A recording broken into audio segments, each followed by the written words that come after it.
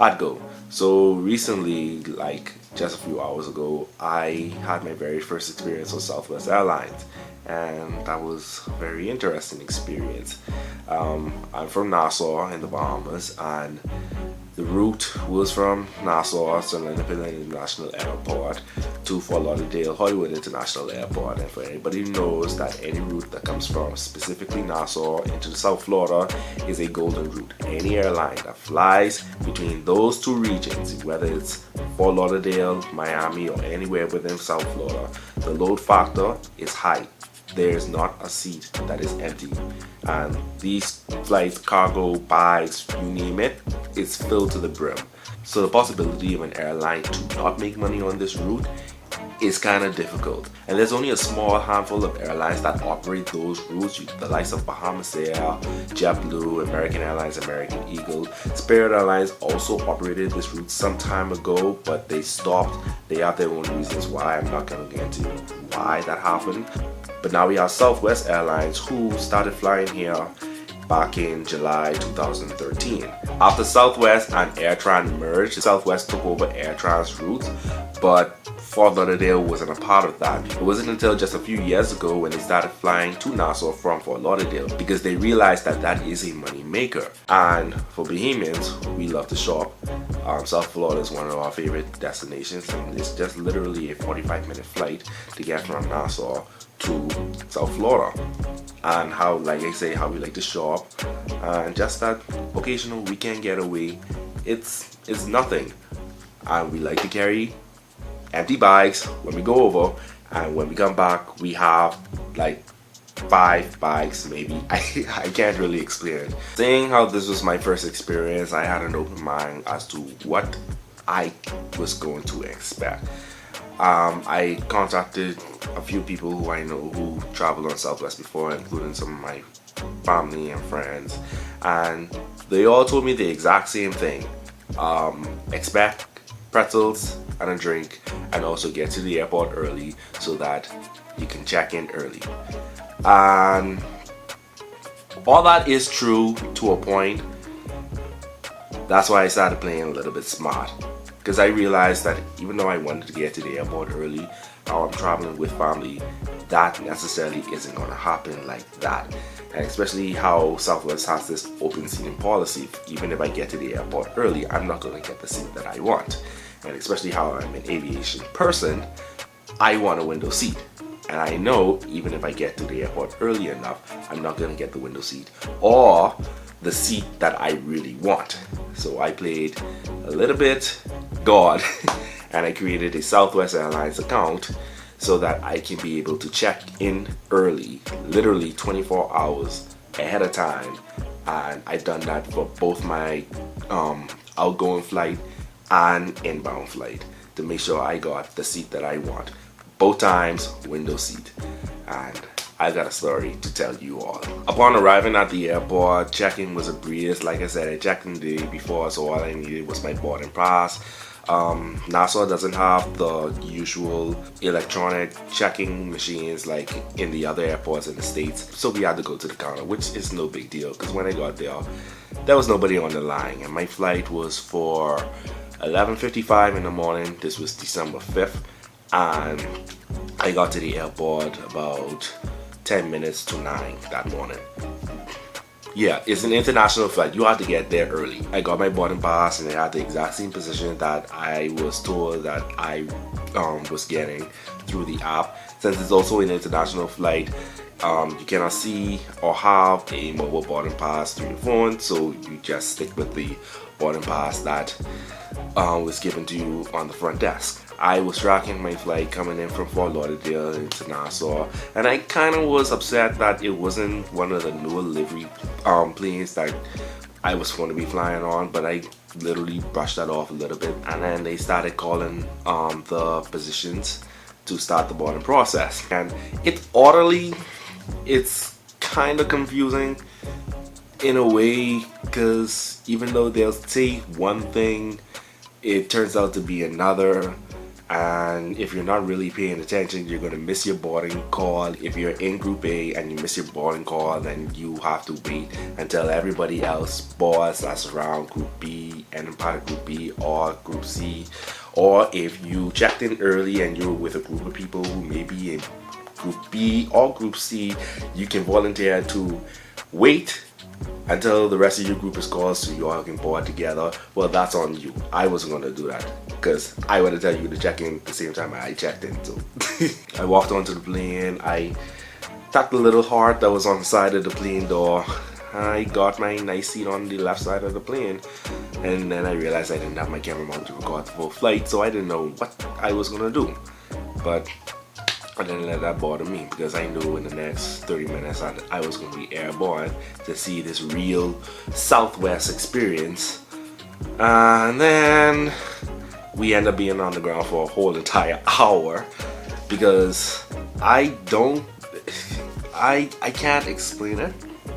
I don't know if this is what Southwest actually does, or they decided to say, we're in the Bahamas. Let's make sure get all our passengers on board this plane, because they told us that there were passengers waiting in the pre-customs clearance area because there's a pre-clearance, US pre-clearance here in Nassau, and apparently there was this huge crowd of people who were down there and they were waiting for a certain amount of passengers to clear it so that they can board the flight. And they also said that they were waiting for about 1 to 2 more passengers, and then whoever else was down there, they was going to get pushed onto the later flight because Southwest has 2 daily flights flying into Fort Lauderdale from Nassau. And when I heard that, the first thing that popped up in my mind was Southwest overbooks their flights. I will never be in a situation where that happened to me. But I know Southwest isn't the only airline that overbooks their flights. And I understand the reason why airlines overbook their flights, but I'm just saying I'm not going to be in that situation. I try not to be in that situation.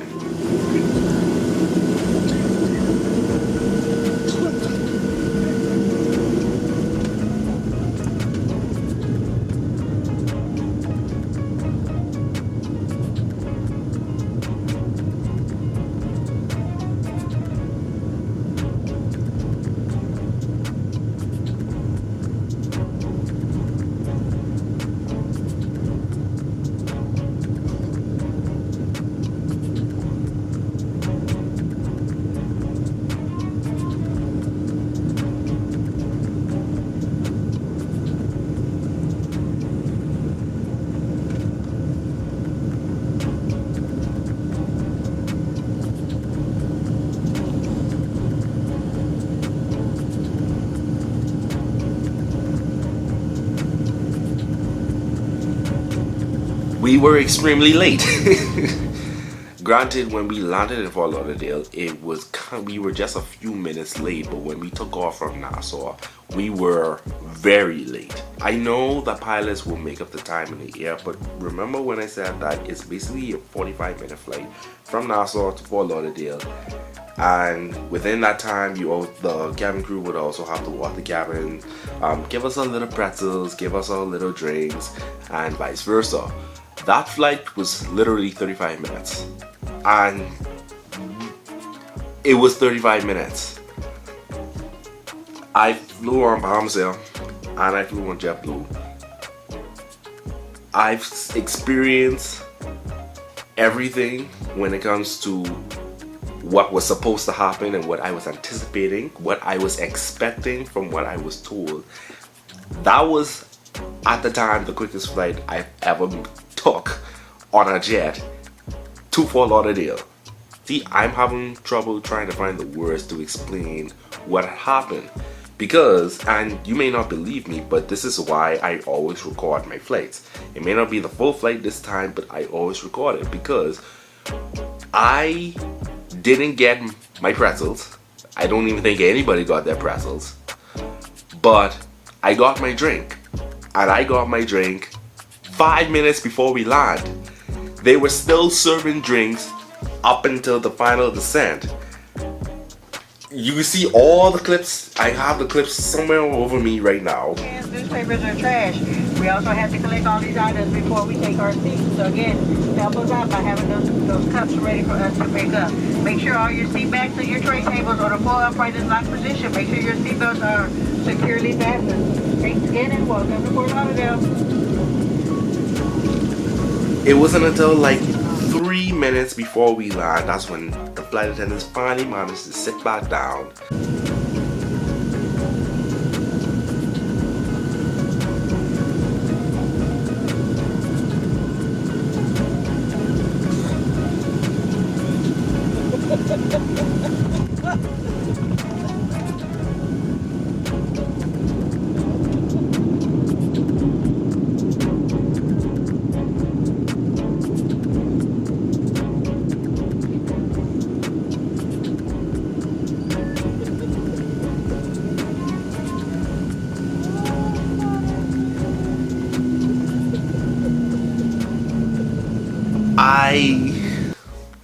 I asked myself, is this really?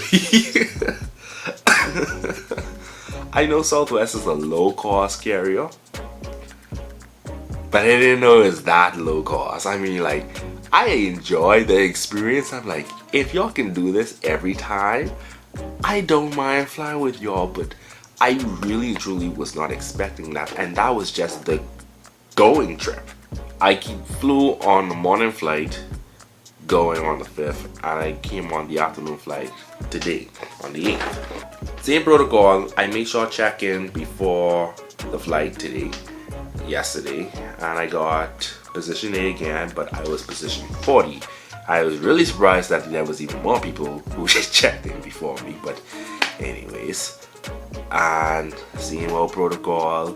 When I first got into the airport in Fort Lauderdale, the flight, I skipped the counter and I gone straight to the electronic machine, and I was prepared to go through the works around of the of the machine, because I've used the machine before for when I flew on American Airlines last year from Charleston, South Carolina into Miami, but the machine couldn't read my passport. Don't know why, so I ended up going to the counter. Then my bag being overweight, so I had to offload it. It was only off by 2 pounds, so it really didn't matter to me. But I still had to wait all 3 hours to board my plane. And I was tracking the flight from Nassau to come into Fort Lauderdale, because in my mind, I'm saying that there's 2 daily flights and they're basically back to back. So with them being back to back, that means that when this Nassau flight lands, this is going to be the exact same plane that's going to take me back to Nassau. Nope, they brought another plane. This plane came from Baltimore, and it's still the same old plane. It's a different plane, but it's the same old livery that I was kind of expecting. And you know, I really want to try Boeing Sky Interior one day.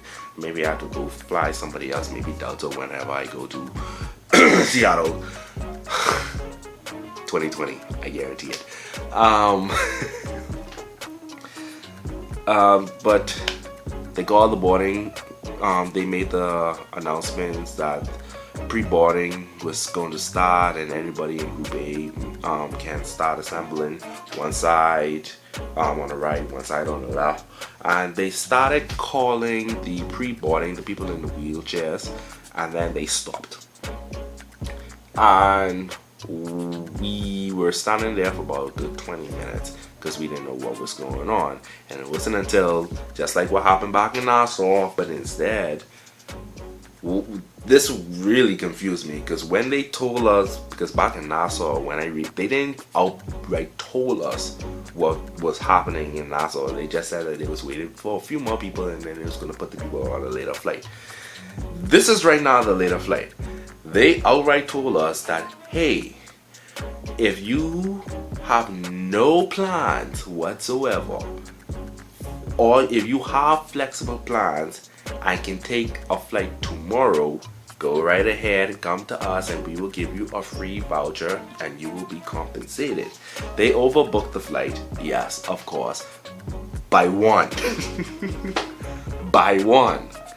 And I really and truly was contemplating it, because I know somebody that I could have stayed with whilst I was over there, but I didn't really want to chance it. And before I even decided to say, hey, let me go pick up my phone and try and call this person and see if they would allow me to stay with them for another night, someone volunteered, and I said, okay.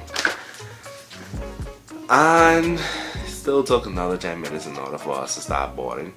And I was laughing my head off going down that jet, baby.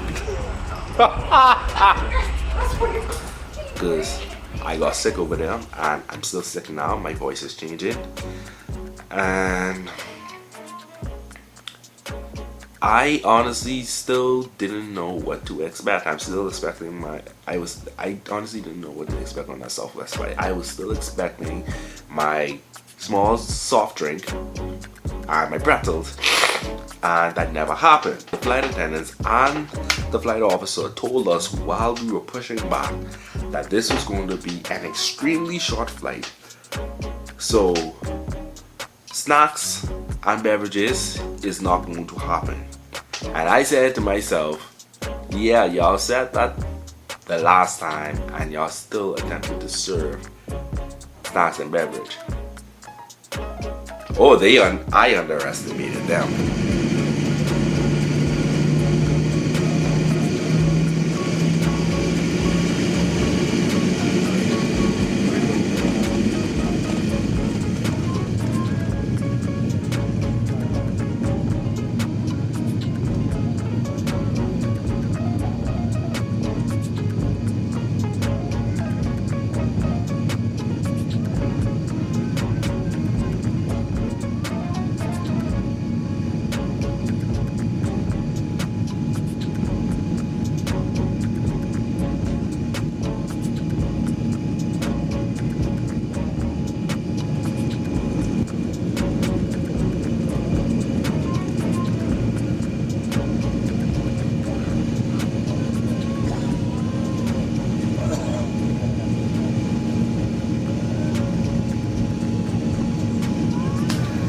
We took off. We took off. Smooth sailing, just an occasional turbulence flying through the clouds. And the flight attendants, all they did was sit down and mind their own business.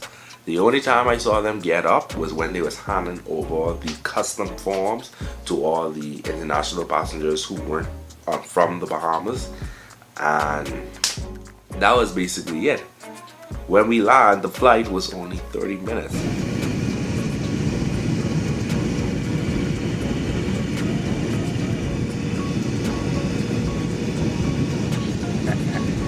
I saw that.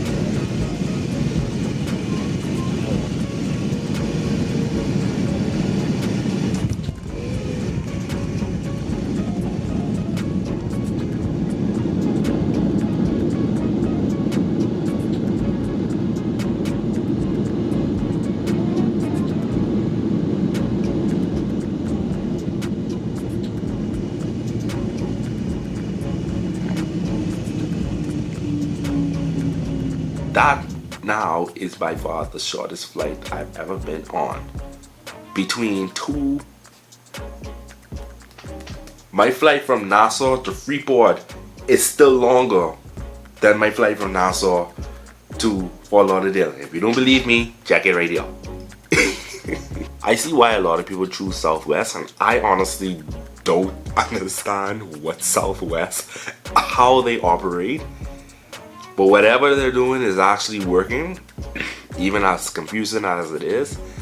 I may have been spoiled, and I'm used to the services that JetBlue have offered me over the years, and still haunted by the tragedy of Bahamas Air's flights that I experienced last year. Southwest isn't a bad airline. My only fault is I can't do connecting flights from here to other places. That means I have to book a flight from here to Fort Lauderdale and then from Fort Lauderdale to somewhere else, and I really don't want to do that. I gotta go to Seattle. But overall, it was a good experience. My flights were just too short for me to love and embrace the warm hospitality that Southwest Airlines may offer or supposed to offer, but I have not experienced that. I really want to, but I just can't. So I guess I can say I'll have to wait another time. I don't know. This is purely my opinion on what has happened, what I experienced, and I decided to do it, and I decided to record it whilst it's still fresh in my mind, because I just got off the plane 5 hours and 17 minutes ago. So nothing more, nothing less. I got some editing to do. Starting with that photo in the background. Yeah, I'll get y'all later. See ya.